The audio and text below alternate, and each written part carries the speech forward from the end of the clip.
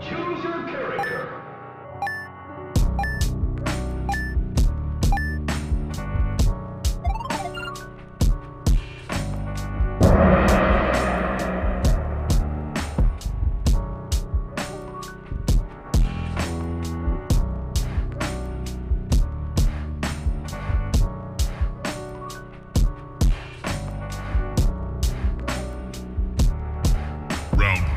All right. Welcome back to the Geek Set Podcast, the only podcast that blend hip hop culture and geek culture together. I'm your boy Deuces, and this is 101 with Deuces, the place where I speak with creators, curators, and people that you should know. And today, man, I like to call this person an artist actor. Like this person with all their roles and everything that he does, there's an amazing artistic approach to it. And hearing him talk about these roles are just so dope. But we have the one and only Clarence Stewart. How are you doing, bro? Bro, I'm doing fucking good, man. I'm so glad to be here, bro. You can't even, I can't even front, man. I can't even front. Yeah. So first things first, man, we like to give people their flowers and everything like that. So I got put onto you through Luke Cage. That was the very, very first thing that I kind of learned about you and everything like that. And then just seeing your trajectory, because like you see a person act in these roles and these fandoms, you're like, okay, yo, this is a dope actor, right? But then when you start to get the layers of people, right, to learn that you are theater trained and learn that you are a musician and to learn and see these layers, and then of course right now, I mean, the most recent role killing it as the role Big Teak in P-Valley, which is such a cultural important show. I just want to say, man, from my fans, from the people who I've told that I'm about to interview you, how excited they were, you are one of a kind with the roles and your approach. And I need you to know, I know you've been getting the love, but I want to make sure I tell you vocally how much we appreciate your work and what you bring to this game, man. Bro, thank you. Thank you to you. Thank you to your audience. Thank you to everybody that watches. And to the fact that you've been watching since Luke Cage, man, bro, no cat. I'll tell you something that not many people know. When we're shooting Luke Cage, I was working at a hotel in Times Square as a bellman when I shot it. And when I booked it initially, I was like, yo, I'm out of here. But I didn't even do my 2 weeks. I was like, I quit. I'm done. I'm out. And I left. And then after that first season, I was like, cool. Yeah. Cool.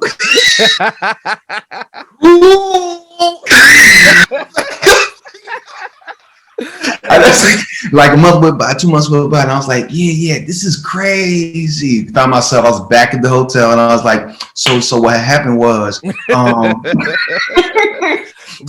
I mean, Luke Cage was just an incredible experience for me, man. Like, as you know, watched it, just being around, like, being in such close proximity to legends, you know what I'm saying? And being able to fucking just learn and do the art with people that respect it so much and that I respect so much was just wonderful.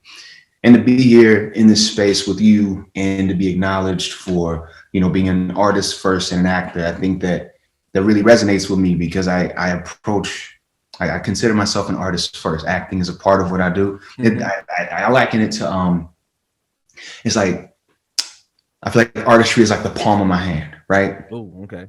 And like acting is like a finger. And then there's this and there's this and there's this, but it's all part of the same thing, right? Yeah. It's all rooted in the same thing. And I'm grateful for it.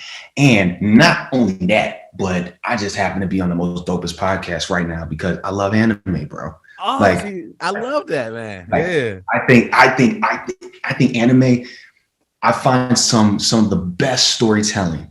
Period. Hands down, bro.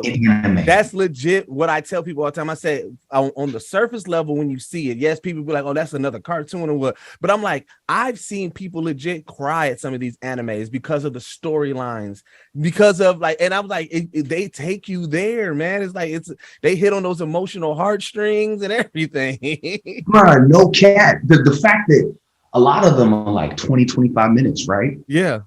And they cover so much ground. You talk about the building of a world, dog. Like within 5 minutes, you know the world, you know what happened, and you know all these different things. You're emotionally connected, all of this stuff.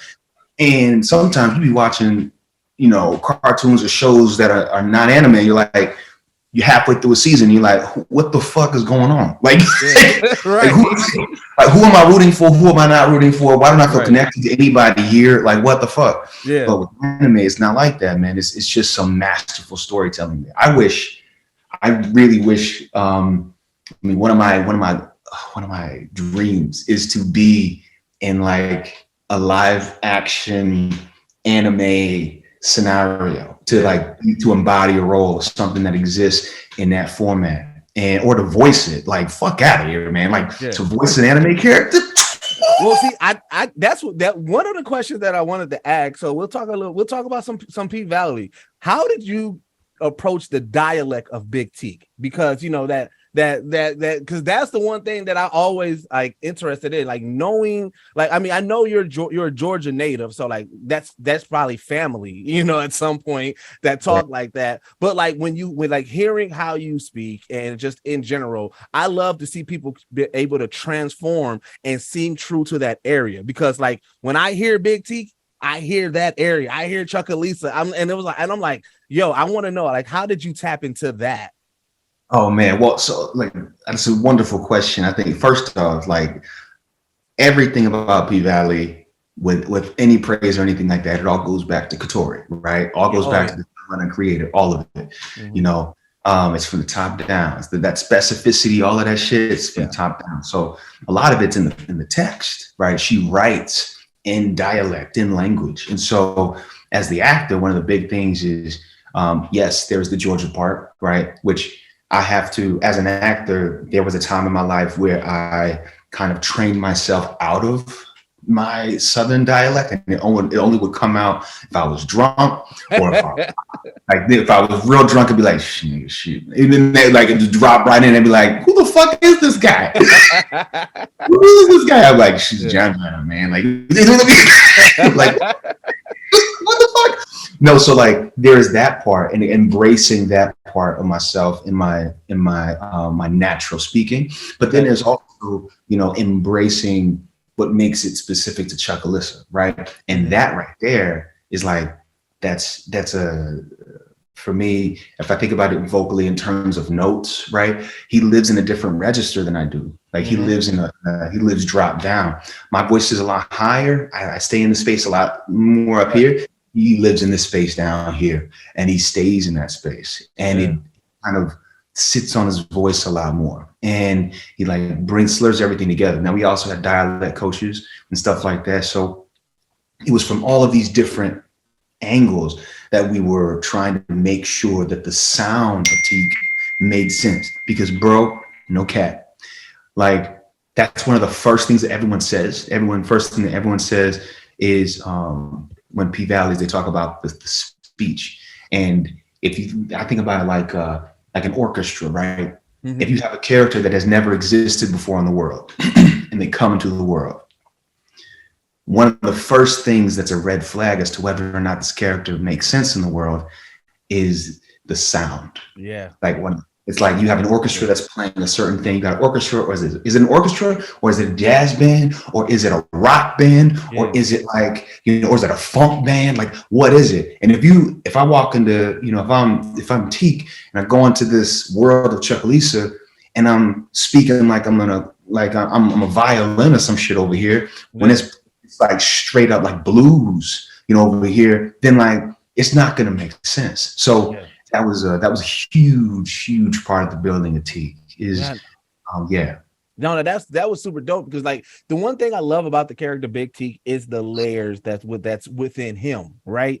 Because like, you know, when you first get introduced to him coming out of prison and everything like that, so you think like, okay, this is going to be another knucklehead on his team that may, you know, be a detriment to Little Murder, right? And then you know, obviously he has that moment where he's defending Little Murder, so it's like, see, it kind of like validates it at first, but then when you see how he's impacted by the world, by like the police killings, all right, and you see, and like that speech that he gave was so powerful, because I was like, yo, like this is somebody who was within the system but still thrives for a change. Like he, like, you know what I'm saying, and he's impacted by what he's seeing coming out to this world that's like, yo, like this is crazy. So it's like I was just loving that journey of Big T, because it was like, yeah, from the outside looking in, you see the tattoos, you know his history, there's going to be some level of judgment, but there was so many more layers and to his vulnerability, to his compassion, to his honor. The reason why he wanted to, you know, be the best, like the best friend, the guard to the, you know, the person to Little Murder that he was. Like that relationship was so dope to see, man. Bro, something you said just really like it hit me like in this emotional place. Like you said, his honor. And I was like, yeah, absolutely. Absolutely. You know, in my opinion, and Katori talked about this as in developing the character and stuff. And for me in my own personal work, I think that his relationship to Murder was that of like an armor bearer. Like, you know, you know, the captain or whoever is the one that's going to go out on the field. He's the one you protect with your life. He's the one that you lay down. You do everything you can to make sure he's solid and okay. Yeah. He said in that monologue that you're talking about, he's like, you're the one that's going to make it out. Like you my one that's going to be all right. You know what I'm saying? It's like when he decided that back in the day, it was like, I'm doing everything I can to make sure that you get out. Yeah. And even linking that back to his history and all of that. And I just feel so privileged to have played him and to have been able to like dive into his, you know, his emotional life and his psychology and everything, because he's an embodiment of so many of us. Like this nexus of all kinds of, you know, being unseen, being unheard in the world, being literally in a hole, and being introduced back into the world, and feeling like there's not a place for him in the world, and feeling like the world has moved on without him, and you know, consuming. And I think that his reaction to the like consuming Black Death, like through a phone, like he'd never consumed Black Death in that way. Obviously he'd been around death for some time, but there was something about that like triggered his honor. That thing was like, this is not just. Like, where's justice? And you know, I think that there was just such a as an actor and as an artist, a lot of times you'll live inside of a world that someone's created for seasons before you get to do and go to the places that Teak got to go in those 5 episodes that he lived. Right. And that's what's also so impressive, because it was 5 episodes, but it was so impactful. Because here's one of the things that I equated to that storyline, because like I love here's what I created Big Teak was like. So when Big Teak came out, I felt like you said, his mission was, I am going to do everything that I can to make sure that Little Murder is successful, right? And I feel like, you know, as his storyline goes, when you reflect on it, I feel like he felt that his mission was accomplished. Like Little Murder, he has so much potential. Like it seems like everybody in his life is constantly trying to say, look, we don't want to get in the way of your star rising. Like his relationship with Uncle Clifford, his relationship with Big Teak, right? And so, but I feel like the reason why it, you know, the climax of Big Teak's storyline, it came, is that he felt that his mission was accomplished. And because of that, he really didn't understand that he had any additional purpose.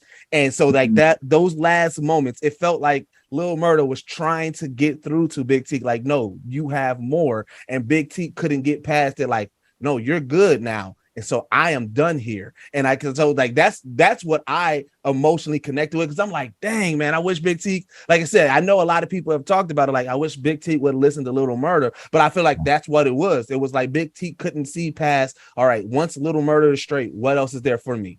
I'm done here. So now, you know, and now everything else seeped in, and then he eventually, you know, took his life and everything. But that's how I took that storyline. I love that. I love that interpretation. And I feel like, you know, that I a lot of times when I talk about things, I see pictures and then I try to like put language around them, right? So I think when Teak was in the hole, like he's a lot of his life, so much of his life is being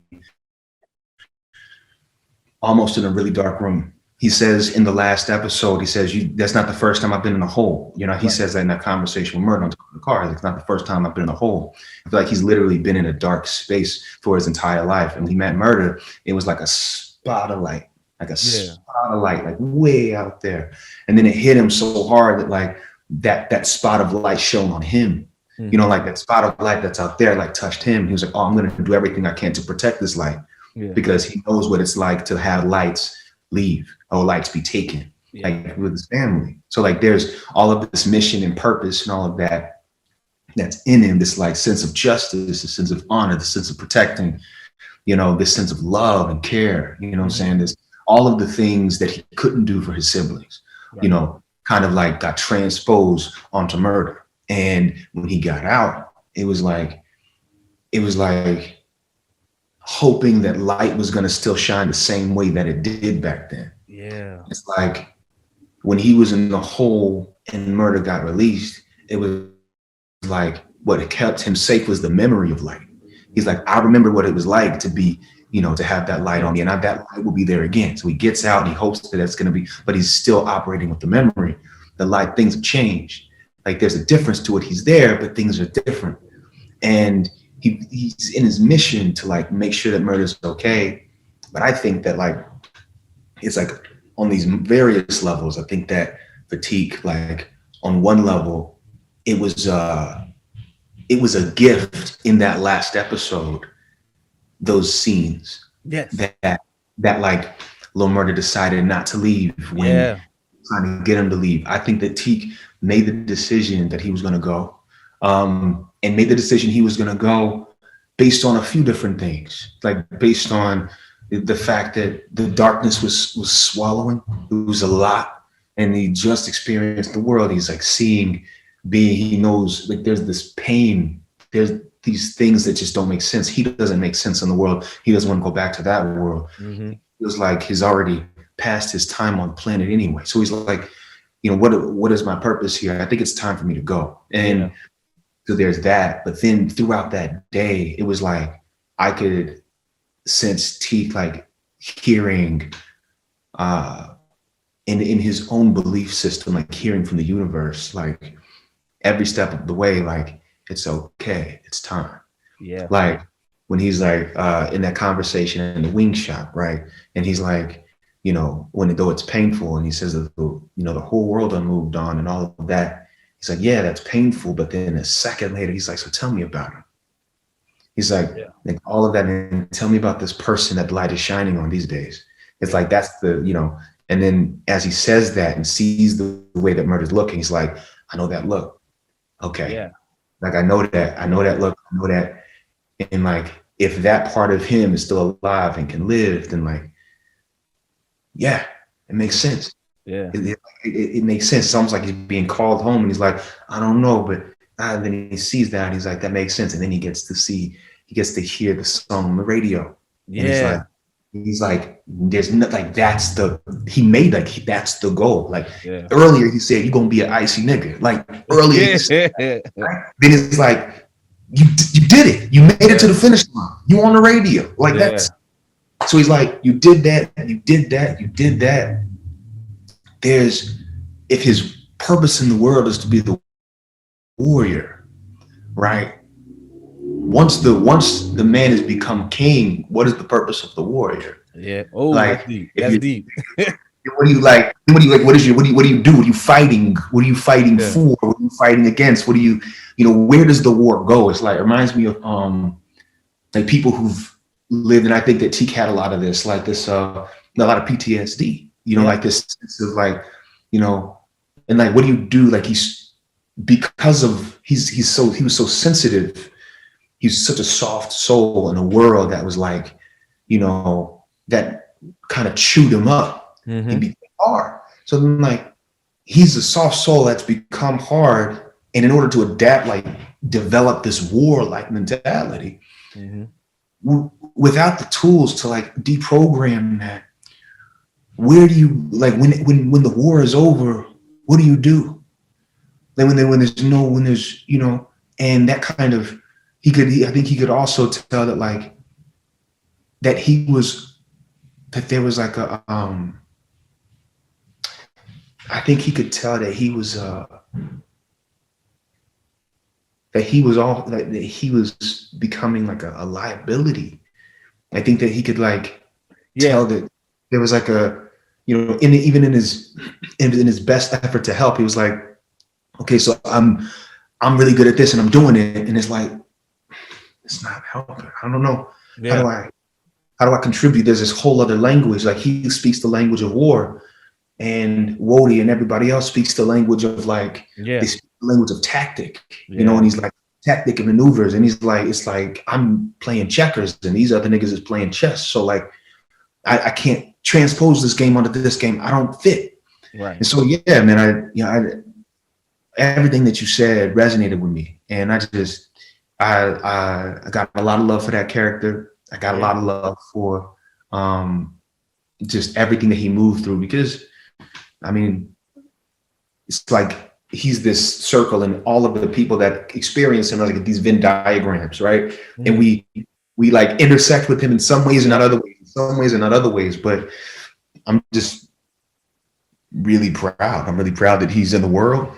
Yeah. And that he can exist. Yeah. Yeah. The one thing I always love about characters like that, you know, I love when an actor is able to tap into a community and do right by the community, right? So I'm an active ally to the LGBTQ plus community. And I know that a lot of the times they're still fighting and wanting their stories told, because a lot of Hollywood, they overdo it, right? And so the level of realism that Big Teak is, like, that is the LGBTQ plus person that I know in my personal life, right? Like, I've talked to these individuals like, look, yes, they are of this community, but that is not their, like, there's more to their story than them just identifying or being gay or lesbian or whatever whatever walk of life there is. Like, you have to understand that, right? And so knowing the hyper masculinity that is in the Black community, knowing how Black men, tend to stray away from that, like these type of characters or storylines. I love that we were able to see that, because, I think one of the first times that the world really got exposed to it and being a little bit more open to it was Omar and the Wire, right? Where you see Omar and the Wire and you're like, look, this is still one of the most gangsters motherfuckers on TV, right? He happens to be gay, but that is not the main focus of the storyline, because he has a code. He still, he still values his friendships. He still values family, right? So you look at Big Teak and you're like, yeah, he has these feelings for Little Murder and everything like that. But you see a man that has been broken by the system. You see a man who wants to do right, but sometimes he may go a little bit overboard. And now he's in his head thinking like, I am getting in the way. You see a man who still has compassion and love, who still yearns for that family aspect, who wants to, like, you see all these things in it. And so then when you see the LGBTQ plus community comment on the character of Big Teak and they're praising him and saying, thank you, finally, oh my God, this is like, I see it. I love to see that, because then, to me, like I said, being an ally, you realize, like, I cannot be the determining factor on if Big Teak was done well. But if the community is saying that, and I am the ally that I want to be, then I can see that and I can uplift that and amplify it and say, okay, yes, I think he's doing well. You guys believe he's doing well as well. And I love it. And this character is so important because this is the character within our community. Right. And then so that's why that's why I knew, like, yeah, you really bodied that role in so many ways, man. Bro, I appreciate you saying that so much. For me, it's the LGBTQ community, that specifically the Black, the Black community, right? He's for them. Yeah, he's for them, and I almost, the language that even comes to mind is like Teak is an offering to them, in an attempt to, like, really. I think that's the thing that really, that's that right there. Their yes is everything. Their yes drowns out any no. About any no, any kind of, any whatever the fuck, whatever. Yeah. There have been so many people in the community that have reached out and that have said, that's not that. I know that guy. Yeah. Like, I am that guy. Like, I've never seen, like, me in that way, inside of the frame. I've never seen, like, but I know him. I am him. Like, he's my friend, who he's this person that, and that is everything. Yeah. I think that in my work as this is the alignment with, it's like an artist actor. It's my work as an artist, right? Is to illuminate, is to heal, is to embody stories that are complex and challenging. And, you know, the stories I love, like, are complex and challenging and in the Black community. And like, it allows us to see all of the areas of gray, all of the areas of, you know, of interlact and of overlap, and the ways that we're very different and the ways that we're very much the same, you know. And when you have an opportunity, in my opinion, to step into the shoes of a character who represents a community, in my opinion, you do everything in your power to just like tell the truth. Yeah.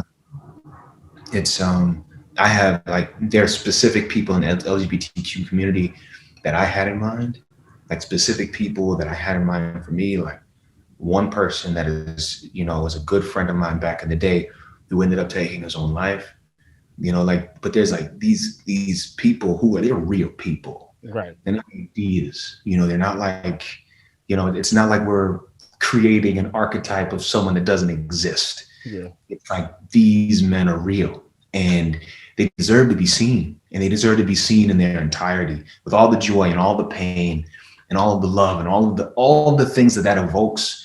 You know, I even think that folks that have strong reactions to Teak, and, you know, there've been people in the community, in the Black community, who are like, man, why didn't he just listen to Murder? Why didn't he just listen to him? Why didn't he just listen to him, man? Why he was right there, he's telling him. And I'm like, yeah. You know, like, it was so much light, it was all around him. And I'm like, you realize that's the conversation that we have about the people that we know that do that. Yep. People that we know that in their lives, like, it's very rare that everybody around them is like, I knew that was going to happen. Yeah. It's very, very rare that that's the case. It's much more often the case that they're like, oh, I just saw him the other day. Like, I mean, we just talked, and we were like having a conversation about life and this and that and whatever. And like, I can't believe that. Why didn't he tell me? We were talking about everything else. He didn't tell me about that. Like, he showed up for me. Like, he showed up for me in like this way and that way. Like, yep. Man, the funniest guy, man. He was so weird. Like, he would just be ribbing on me and shit like that. And all, man, wow. But, you know, that's the real, you know what I'm saying? You know, and I think that it's masterful. And then Katori, you know, and the entire team, they had plans for Teak from, you know, before I was introduced to him. They knew what they were doing with him. They said, Katori said to me, she said, he's going to make an impact. You know, I want him to be in this world, and I want him to be felt in this world. And he's not going to be here for long, but his impact is going to remain. And I was like, okay, I understand the mission. And from that space, it's like, there's 5 episodes. There's 5 episodes. So you don't have time. There's no warm up. No runway, bro. Like, you know, like, fuck that episode up. Okay, let's look to the next one. No, right. No, you got that time. No, it's you know, you hit the ground running and you run all the way to the end. And I'm really grateful for round 2. You know, fight. All of the people in the LGBTQ community who have reached out and felt seen and felt heard. Mm-hmm. I feel very honored, very blessed. Everybody has the stereotypical on what a Black geek is. Are you familiar with the term Blerd? Blerd, no. Right. Some people said it came off of Scrubs. Some people said it came off the internet. I don't honestly really know. Don't you see the skin? The eyebrows, the hair. Yo, white geeks still rock, you know what I'm saying, Dunks or Jordans or whatever. Did I do that? It's exciting. It's like, holy, oh, my dog is gonna start barking. It's all right. She's excited about it too. And same as you said, like a barbershop talk, like we would go into really in-depth conversations about these theories and like, well, what if and how come? It's not unusual to be loved.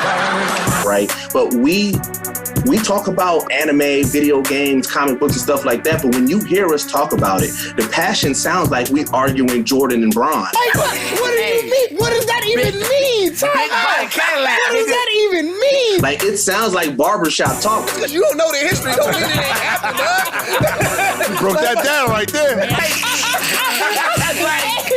But when you see the Black Geek, you don't see that. You see the socially awkward glasses. Well, this is me. And that's not a lot of us. A lot of us do sound and talk like us. You know what I'm saying? Because it becomes stereotypical, as if that's where our strength comes from.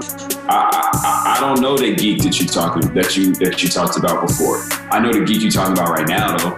It was sort of a call sign so we could find each other on message boards. Anime gives you life lessons throughout that whole thing. Like, there's not one anime that I know of that doesn't teach you to never give up. It's just like, I just love seeing us go into the world and go into these different spaces and create things that weren't there before. And then it was like Miles Morales is like the normal, Black person in the United States. That was my first Blerd moment, was seeing, Storm on the X-Men cartoon series. And I was like, wow, that's a Black woman and she's strong, she's powerful. That's what I want for us. I want us to be that voice.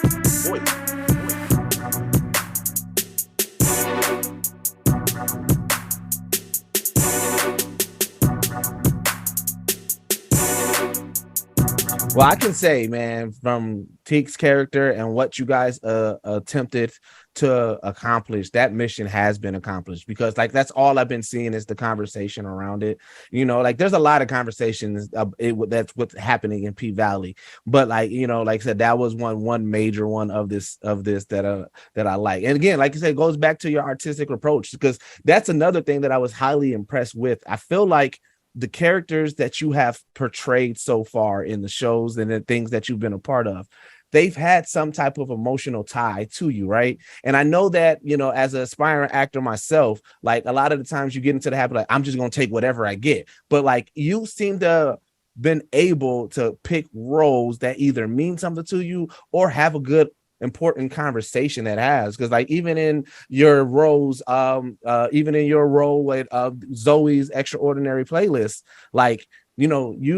you guys get to deal with some stuff, but you took the role because of a connection to your dad, so it had that emotional tie into it. But again, now we're seeing this Black man in this role, you got to deal with what they call heart songs, right? You got to deal with your heart song, and yours right off the rip is something of a serious topic, right? You come in and then now like I said, it's wait a minute, is that John? Is he singing too? So now you see you singing and dancing, so now we're seeing this whole other side of you that is this is super dope. This is like you said, it's your hand. This is the artist, the singer, the poet, the dancer, the actor. This guy got some skills, man. That. And then the fan base around that, we all, everybody screaming somebody better pick this up, give us a season 3. But that experience had to be really dope, being an artist as well, to be able to pretty much do a music video almost every episode. No, bro, absolutely. It was absolutely incredible. I think that one of the things that I learned about Zoe and my experience with that is about just jumping off the deep end. Ooh. Everything happened the way it did because Jane, we did a show together, What If, right before those, and we were all out or whatever. And she mentioned the show, and Summer, a brilliant actor friend, said, you sing, don't you, John? I was like, yeah. She was like, you do? I was like, yeah. My agents at the time didn't know that I sang, even though it was on my resume. They didn't know that I sang. You do this? And I was like, yeah. They're like, we've been trying to find this role. Apparently, they've been auditioning people for a long time for that role. And, to be quite frank, when I read his sides and I knew that what his character was going to be moving through, I was like, oh, I know that. I know that that's in there. And, that doesn't always, everything doesn't always pan out. There have been other characters where I read the text and I'm like, oh, that lives somewhere. It's around me, it's in me. Yeah. And but here's the thing, I'm auditioning, right? I'm auditioning, and sometimes it's a yes, sometimes it's a no. But I think that in the large, arc of a career, so far I've been very fortunate. A lot of the roles that I played have, been in alignment with me, and I think that every character has something to teach me. Every character is teaching me. Every character is like stretching me. There are other than even the technical parts of Zoe, which, I didn't know we were going to be dancing like that. I didn't know I didn't know he was going to be doing like that. I did not know that.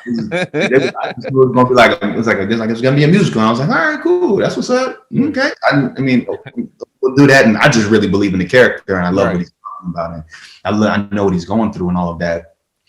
And then as we worked on it, each number took me out of my comfort zone, to dancing in ways and moving my body in ways that I hadn't moved my body before, to investigating text and music, in ways that I hadn't had yet to do as an artist, and being like, oh, okay. And then trusting my instrument, trusting my instincts, and going like, what is the story? What is the story? What is the why? What is the song? Where does he begin? Where does he end? What is all of those things? It's like that shit.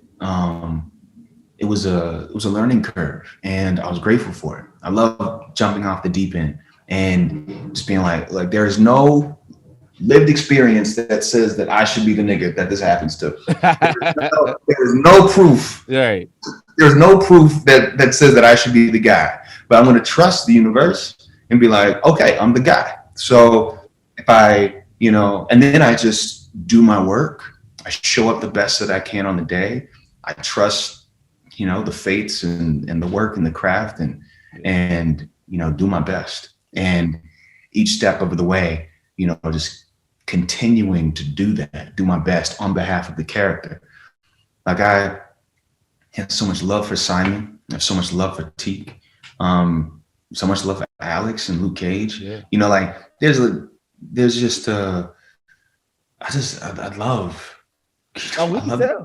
Yeah, that goes to your artistry, man. Because like I said, just like with Blerd culture and just trying to show like, black people are into anime, black people are into comics. I love when we like, musicals. We love music and stuff like that. So to show how much fun that you are having, like when we see you perform it, like that's why it's such a great show, because like we see you actually having fun doing this, right? Like we can tell, like this is like this is not fugazi. This is not somebody that's just doing it. Like John loves this. Like I can tell. What I'm saying? It's fugazi. Yeah. What I'm saying? That's what sells it and everything. So I wanted to ask, in the heart of the show, like with the heart song, what would be John Clarence Stewart's heart song right now in this moment that you are like in your walk of life right now? Oh man. Wow. There's a song that I love. It's okay. I think it's a lot of times it is my heart song because it comes down to kind of really encapsulates how I see the world. Okay. It's called God is Alive, Magic is Afoot, right? Mm-hmm. It's a song by this folk artist. Her name is Buffy St. Marie. She wrote the song, but Leonard Cohen wrote the poem. It's a poem that she made a song. And it so encapsulates, it just encapsulates the story of magic in the world. And, okay. And the fact that, there is a thing that exists beyond our reality, our senses, and we're in contact with it, we're in conversation with it so many times. And there are people who are in conversation with it and are affected in a beautiful way by it, and then don't want to credit it and don't want to say like, hey man, like there's a line in it that says, they came to God in secret, and though they left him nourished, they would not say who healed. And it was just like, it's this I think that there's this, in this culture that we live in the West, I think that we want to commodify everything. Like we want to make a product out of everything. I mean, it's almost like I'll liken it to water, you know, like we bottle water and we'll say it's not enough. It's not enough. Yeah. It's not, when there's water raining from the fucking sky. Water is. It's like water's everywhere. Water's like man, we are water. And they put this like the idea that, you know, somehow we have to go to this person and this person and this place and shell out to buy water that is of this value, of lesser value, whatever. But there's this understanding, like, and this is also because this is what I believe in the world. Sometimes I think the world of anime, you know, embodies certain aspects of what I believe more than like certain other things that I see. You know, I do believe in like the spirit and the soul, and I believe in, you know, ancestors, and I believe in, you know, and as storytellers, I believe that we are a part of, we no matter what you do as a storyteller, part of a lineage, you know, and we're in conversation with those who have come before, those who may come after, and like some stories pick us, you know, some stories choose us to like be their conduits to move through us. And what we have to do, in my opinion, what I like to do is to say that I'm an instrument and to use my instrument on behalf of the story. And then at a certain point, I want to be in a space where I can be like, okay, what story do I want to birth into the world? What does that look like? And then like, you know, use all of the tools at my disposal to make sure that that story comes into the world the way that it needs to, without the hands of commerce and market and all of that shit, putting their fingerprints and all of that shit over it and making it a shadow of what it's supposed to be. It's like, you know, it's and so the song would be, to answer the question, God is alive, magic is afoot by Buffy St.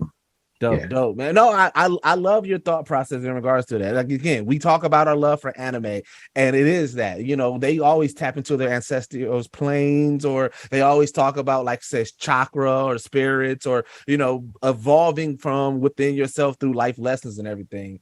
So I wanted to ask you then, which, like, because we talked about anime a lot and everything. Like, what was your introductory to anime for you? Bro, it was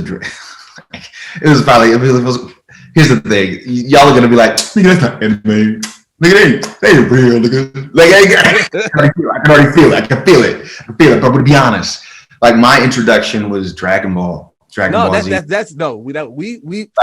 We count that. We tell people people give a lot of people be trying to give Dragon Ball Z and Dragon Ball like some flack, but it's like, yo, that is still one of my top tier favorite anime, because it's like it's everything that goes into it. I literally just interviewed B.O.B, the artist, and same thing. He was saying the same thing. Like, he loves Dragon Ball Z. He was talking about his favorite characters, Vegeta, but he was saying, like, yeah, my introduction to that, because it was the story of Goku and him, you know, his urge to be the most powerful. But then you see Vegeta, who, like, he's the one that reminds Goku of his home.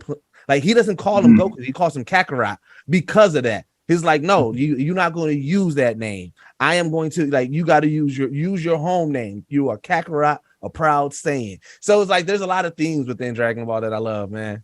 Yeah, bro.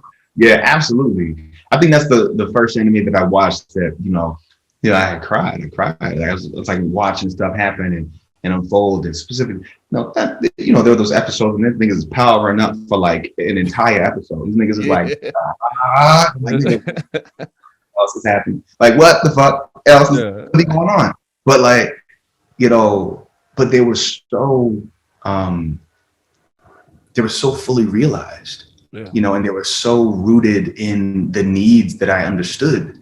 Like, I understand the need of like trying to protect the people that you love. It was so much of it was, there'd be these moments where it'd be like, oh no, we got to protect the world. But it wasn't but like, in protecting the world, the thing that would really take things to the next level would be like the people. like the people he knew, the people that he knew being in danger, the people that he knew being affected in this way. And it'd be like, yeah, we're gonna protect the world. But whenever he like Goku would shift to another level, it would be on behalf of somebody that was going to be affected in a certain kind of way. It was very rarely because, you know, I think that the thing that lands on me about that, it was very rarely just because he was like, I'm doing this because I'm doing it. He was always at the end of his own rope, at the end of his own power, at the end of what he thought he was able to do. And then when something was happening to someone that he loved to care about, there was a thing that happened inside of him. And he found a kind of a reserve or another level of self, or, you know, definitely another level of self, a super level of self. And in order to like address the scenario, the situation, in order to fight in a way that, because so many different times, the conflicts would be like there would be an entity that would come into the world stronger than everybody that exists. It happened again and again. It comes to the world stronger than everyone else that exists. And everyone's like, you know, using all of the tools they have at their disposal. And then one person is like, you know, I'm not going to back down. I'm not going to back down. I'm not going to back down. I'm not going to back down. And then you almost die. And you literally on your deathbed, and then you see the entity going after the people that he cares about. And then he's like, absolutely not, level up. And he's still not at a place where he can beat him. He makes this dude go to another level. And then you have, it's just that power skeleton is so crazy. Like it happens so much in regards to that. That's why like I said, I love the stories. I love the themes, because like even before that moment where they power up, they reflect on that friendship or that love that they have for that person, right? And they have and then they have a huge, powerful monologue that they got to give out about it. And it gets you revved up. Like as a kid, you didn't even know that like you are seeing an art form, like you are seeing poetry, but like you get amped up based off of what they say. You start feeling it. And so then when they do power up and win, it's almost like you at the championship game. You screaming, going crazy. You know, I love it. And so that's why, like, I love like that passion that Black people bring to anime. Like, so we have this term, you know, Blerd, this Black nerds, but like we see that and we're seeing more and more stories like that. Like I said, where it is like, okay, you know what? There's more Black characters now, or there's more Black driven animators where it's like, okay, we're just telling these stories, and the character's not rooted in any sort of trauma. It's just an anime character, things like that. And I believe, like I said, I believe you have a role like destined for you because of how transformative you are with your acting and your voice. Because if you like, even just if we take Simon, if we take Big Teak, and then if we take your character from Luke Cage, like those are three separate characters, three separate speech patterns, three separate type of emotions portrayed within those characters. And a lot of voice acting, it comes across for that, right? You know what I'm saying? You got to have your slice of life moment where you're just, you know, you're just chilling, but then you got to have that angry voice of like a Big Teak when you got to fight and you got to yell and you have to get that aggression out. Like you got to have these elements within those characters. So like, I know that you said that that's one of your dreams. I believe that you like, especially with so many new writers and animators and people creating stuff for us. Like I can definitely see it, man, because like, you know, there's people out there like Deborah Wilson and, you know, a Phil Lamar who's been doing voice acting for so long, right? And they've been in Star Wars fandoms, Marvel fandom, DC video games and stuff like that. So it's like, yeah, I can see that coming for you, man. Like as you continue your walk of life, man. Thank you, brother. I appreciate it. I receive it. Cool. Yeah. So 2 more segments and we'll get you out of here. I know you got this big show coming up, man. It's kind of, you know what I'm saying? I'm excited that for you because I feel like you said, like, you are in this space where like, okay, I came off of this amazing acting role, right? The role that shows so many depth of my acting talent. And now I'm about to put on this show that you guys are going to really get to see. Like you saw it in Zoe, like, but you really about to see, like, you get to perform it. Like what is your mindset right now? How are you feeling about that? I'm feeling really good about it, man. I feel great. I also feel nervous. I also feel like I'm jumping off, which is like a really good feeling. And also like, nigga, can I fly? Like that feeling as well. The ground is coming up real fast. Like, but I try to approach the concept like the way that I approach work and the characters and stuff like that, and less so like, oh, I'm going to put on a persona or anything like that. I'm going to shed all of that and just be a human being. Like I'm inviting the audience into a part of me, you know, and that's my intention with the night, to invite the audience into parts of me and parts of my story, things that I care about, artists and songs whose lyrics have affected me and moved me over the years, or that I felt transformed by, and like bring that as an offering to the audience, you know, and the people that come. It's for me, so much of it is like, how can I be of service? How can I be of service? How can I be of service? Yeah. And I feel like it's my way of being of service in a different way. You know what I'm saying? And there's going to be some songs from Zoe, so people can come and they know Zoe. They're gonna be some songs from Zoe. They're gonna be like, oh my God, I know that one. Yeah, it's gonna be great. So like, you gotta do that. You know, it's about being of service. You can't have a whole night and you're supposed to be like, this is all great, but like, I'd love to hear something that I know. Right. You know what I'm saying? Like that. But I really, but there are other songs and songs that I care deeply about, man, and I'm pumped to share them in the way that I want to share them. Yeah, I'm excited because like also like, you know what I'm saying, 54 Below is such an iconic place to be doing this at. Like so it's like, it's like this is one of it's one of those shows that's like, oh, you gotta see this. Like and that's what I'm excited about it. Who are your musical influences? Oh, bro. I mean, there's so many. Like the people that I love, a lot of times they're singer-songwriters, like Nina Simone, Joni Mitchell, Buffy St. Marie, Leonard Cohen, Bob Dylan, you know, Gregory Porter. Who else comes to mind right now? There's a guy, he's a younger guy. His name is Jacob Banks. I love his music. He's incredible. Right. He's a storyteller with a specific, he just as a storyteller and someone who, as he's singing, is actively telling the story and living in it. You know, it's really beautiful what he does. Yeah. Stromae, this like French dude, yeah, pop artist, and there's this beautiful. He has this way of like sometimes there's a juxtaposition in the music, right? Because like the music will be like pop, but the lyrics are like the most guttural, raw, honest shit that you can ever that you could think of. And though it takes me time to understand, because I don't speak French, you know what I'm saying? So right. I listen to the music. I listen to music in different languages and just allow myself to be affected by it, right? And then I noticed that. Like I listen to music in different languages. I'm like, though I don't understand, for whatever reason, I can get the emotion out of this song. Like I feel exactly what it'd be crazy. Yeah, bro. That's it. That's it.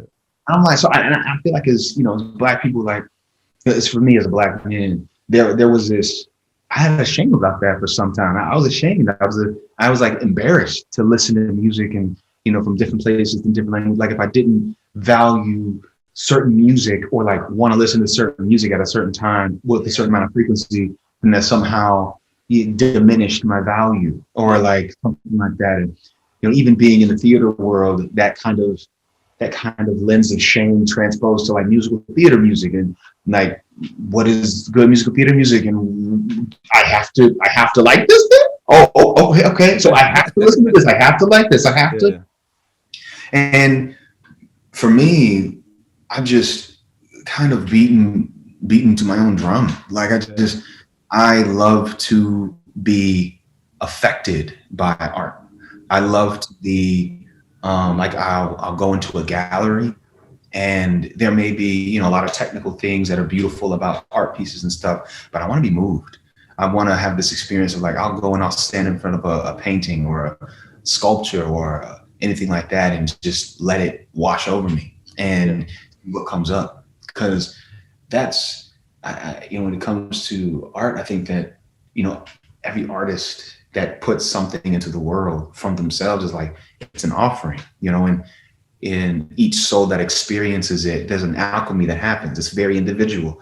Yeah. Like everybody that comes to the 54 Below show, there's a different alchemy with all of us. And there's an alchemy in the space, right? So it's like everybody that listens to it, that is there with me, is going to have a different experience. And collectively, we're going to have a singular experience to that night. Yeah. And I think it's just part of the beauty of like what I get to participate in. You know what I'm saying? Yeah. Well, it goes back to like what you were saying, like you have that moment where like you feel ashamed, or like if I don't like this, then it's a chink to who I am, right? One of the whole reasons why I wanted to blend these cultures of hip hop and geek culture is like I feel like they're both synonymous. I say hip hop and geek culture both were outcasted. Like the people found out you like anime or something like that, you get clown. Hip hop, they was like, oh, that's not real music and everything like that, right? But then both, they have heavy culture, but both right now is what's running the world. If your show or if your cartoon or if your commercial doesn't have elements of hip hop in it, or it doesn't have elements of like a fandom, like a graphic novel or a comic book,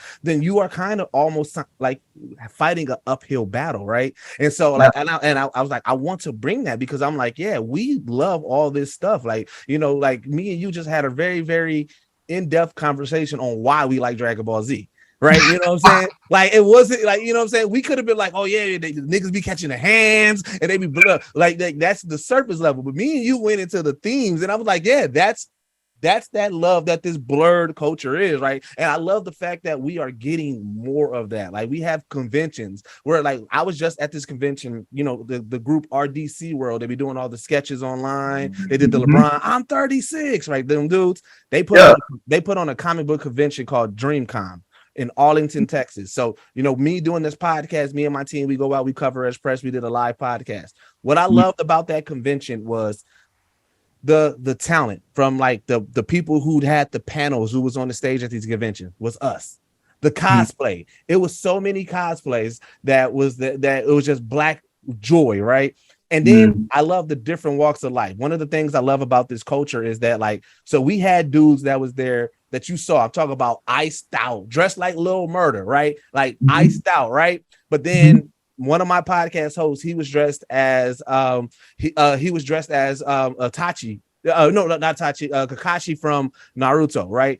And he had the Sharingan and everything like that, right? So now we meet, right, the guy, and so we like, yo, we see you shining. You got the chain to begin. He like, yo, y'all got the Kakashi eye, and I was like, this is the culture, because you would see him and you would think like this D-boy is not into anime and he's going crazy because we got an anime accurate cosplay, and we like, yo, we see you shining with the watch and the chain, and I'm like, this is the culture, because it was like it's all love no matter what walk of life. And I was like, I just love seeing that. Like I've been to many comic book conventions. This was the best one, because even like the small aspects, like the at a lot of these conventions, they always have like an after party, and it's rave vibes, and I love raves. It's like I'm cool with raves, but the after party at this one, it was the club. It was like, it was going down. And I'm like, it's even that. And then like the one of the funny tropes that happen at these conventions, they be like, look, some people be musty a little bit, right? It's like the smells be. But at this one, you know how black people are about our smells. Oh, it smelled amazing at this time. It was cocoa butter. It was like, yo, what you got on? Like, and I was like, yo, this was an experience like no other. And then what capped it off, as black folks, we gonna do a kickback. We gonna do a kickback. This was the first time that I ever went to a kickback where it was a kickback, but people was arguing anime. Like, you know how like at the kickback, you at the back of the barbecue, people probably talking about basketball or football, but we at there, I'm talking about drinks with smoking and everything like that. But it's like, hey, yo, but you know what? JoJo's Bizarre Adventure, though. It was like, and I'm like, yo, this whole weekend was a vibe. I was like, yo, this was like none other. And so it was like, bro, like if you never got a chance to experience one of those type of conventions, man, I would definitely look out for like DreamCon or BlerdCon or one of these. I gotta go, man. I gotta go. Listen here, now that I got you on here, next time I'm gonna send you the dates. I'm like, hey, this is when the next one. If you can make it, plan out for this, because they plan out ahead of time. I'm gonna let you know. Let me know, nigga, because I'm like, yo, that's a vibe. That's a wave I'm on, bro. Yeah, bro. It's a wave I'm on. It's so much love down there. All right. So we do a last thing. We do what's called a recommendation. It could be something that you're reading, you're watching, you're listening to, but something that you think our viewers should check out. Ooh. Okay. So I'm gonna do a couple things. I'm gonna go back to musical inspirations, right? So I'm gonna say a few that came to mind for me. Missy Elliott, Busta Rhymes. Yep. Missy Elliott, Busta Rhymes, Kendrick Lamar, J. Cole, and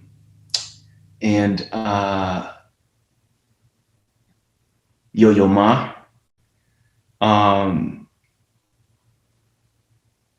Yeah. Okay. There we go. Yeah. That is the one I'm gonna put on there right there. Okay. Cool. Yeah. Now, what I'm listening to that I want people to listen to. Actually, let's see what I'm reading right now. Let me open up my iTunes store. I ain't fucking with you, bro. Right. Bro, I already know your musical, like I say, like just even doing my research and going through everything, I'm like, all right, because that's what I like. When I do these interviews, I love doing the research and finding out people, like finding out your pops was a pastor, finding out your mom's did praise dance, right? But also seeing that you're, like I said, classical and theater trained, but then also knowing that you have the hip hop elements. I'm like, yo, I know, like your playlist is fire.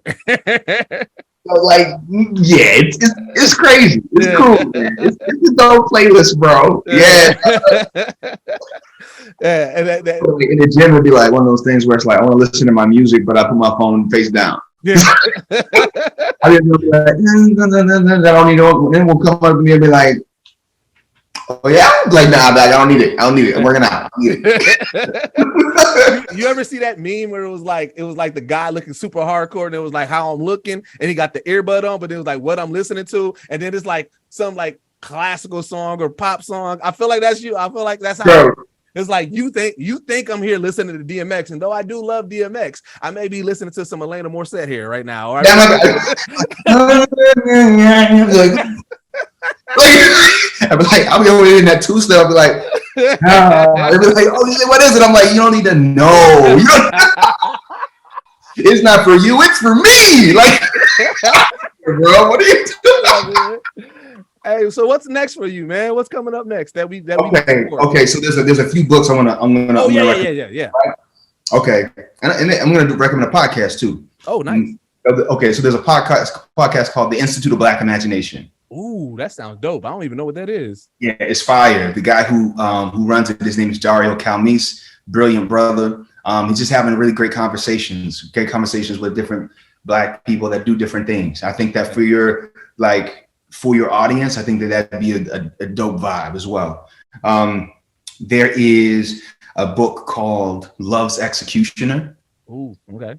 That's a premise of that one is like, it's like there's this therapist who each of the chapters is like an anthology series, and in each of the anthology series is this therapist like conversation through his practice with patients, with a specific patient. And like the thing that makes it interesting is he's very vulnerable and honest and open about like his experience as a therapist while he's doing it.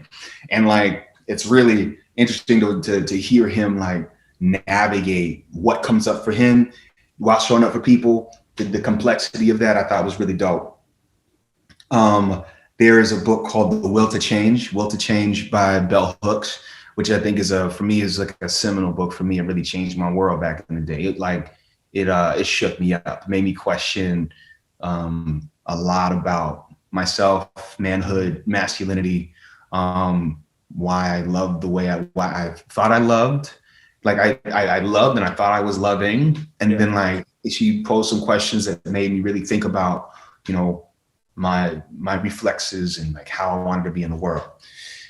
I think about like learning new shit sometimes is like, sometimes I read a book and I read the first chapter and I'd be like, nigga, I can't read this. And they'd be like, why can't you read it? I'm like, because once I read it, I won't be the same, nigga. Like I can't be the nigga now and like keep reading this book. Like it will fuck me up. Like I'll have to make some changes. Yeah. So like it took me like 8 months to read that shit because I was like, I ain't ready, nigga. I ain't ready to change. Right. You got to be honest with yourself. Like, am I ready for this change, this metamorphosis or not? No, bro. Is to adopt a unique and tailored strategy. Okay, that was the wrong button. That was the wrong button, nigga. That was a mistake, nigga. My bad, nigga. So yeah. All right. No, but yeah, that let's see if there's one more.